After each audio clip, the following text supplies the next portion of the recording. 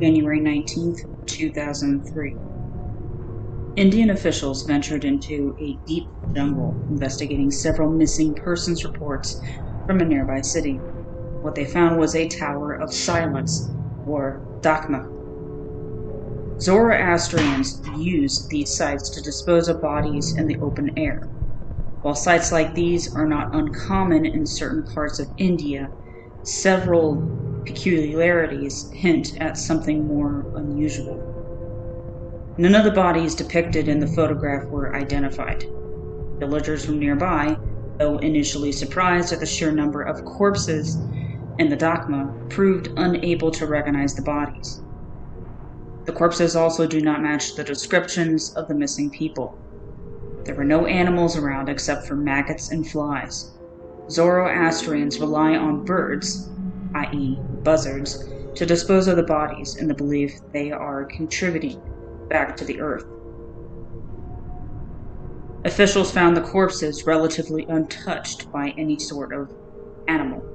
There is no official count of the bodies. In fact, little work was actually accomplished at the site, and perhaps this is why only one photograph has emerged. Officials avoided the spot, not only because they felt uneasy looking at it, but for the following as well. The deep pit in the center of the photograph was filled with several feet of festering blood, far more than the bodies on the outside could ever supply. The stench was so unbearable that many of the officials began to get nauseous when they first approached the Dakma. The expedition was ended when the villager accidentally kicked a small bone into the pit, penetrating the coagulated surface of the pool. A massive burst of gas from the decomposing blood erupted from the pit, splashing those looking into it along with the photographer. Those caught in the explosion were immediately sent to the hospital, where they were quarantined for possible infection. They became delirious with fever, shouting about being tainted with the blood of Ahriman, personification of evil in Zoroastrianism, despite never having admitted having any familiarity with the religion.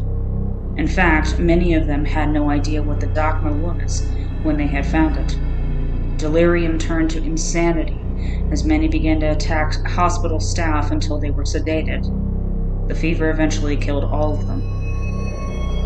When officials returned with hazmat gear the following day, the site was empty.